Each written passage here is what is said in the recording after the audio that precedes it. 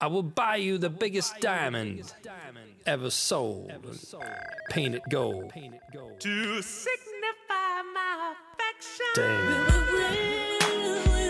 Damn. Check it out.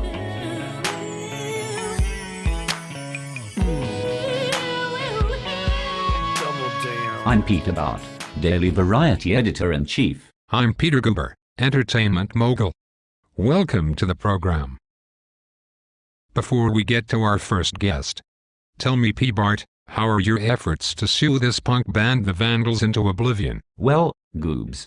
As you remember, even though the Vandals' 2004 parody of the Daily Variety logo for their album Hollywood Potato Chip was the kind of artistic expression protected by the First Amendment, we sued their ass raggedy anyway. I see. Well done. Very old school. I know, right? So fast forward 7 years later. We told the Vandals that we saw some more of these forbidden images on their website, while trolling for stories to copy and claim as our own, but unfortunately the Vandals were able to prove that the images were not on the web before the grace period expired according to our agreement with them. So what did you do? I may be responsible for Bonfire of the Vanities, but even I know you cannot sue the Vandals if the images were taken down before the grace period expired. Well, not so fast.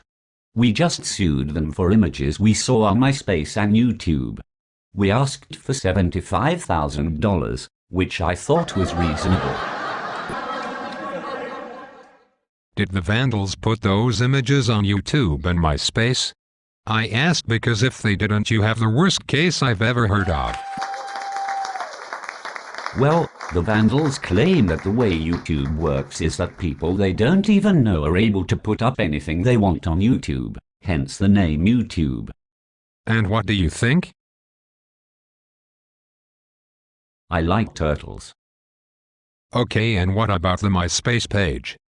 Well, the MySpace page was customized by the Vandals themselves, although they claim that the part where the Forbidden album cover was posted is controlled by News Corporation, because it is where MySpace Music sells MP3s, which come from a third-party distributor, who also supplies the images. Is that true? That kind of kills your case. Well, technically, yes. They did show us MySpace's terms and conditions that explain where these images come from, and yes, it seems that these images could not have been placed there by the Vandals, whom we are suing quite aggressively. So what you are telling me is that you have no case? Perhaps. But our lawyer at Fulbright and Jaworski says that you never know what a jury is going to do. So we're suing them quite aggressively. Did you watch the O.J. trial? If the glove doesn't fit, you must acquit. So let me get this straight, Peter Bart, Hollywood legend. You are going to trial in federal court against a punk band to prove that they did something that you are pretty sure they didn't do, and didn't cause you any harm anyway. And your big card to play is the fact that sometimes a jury of crazy people is put together.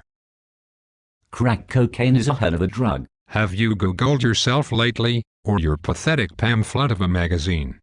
It's not pretty. You have had a TV show for like a decade, but the #1 result for Peter Bart on YouTube is a homoerotic parody of you talking to your lawyer about suing musicians. As long as they spell your name right, eh? Barfo.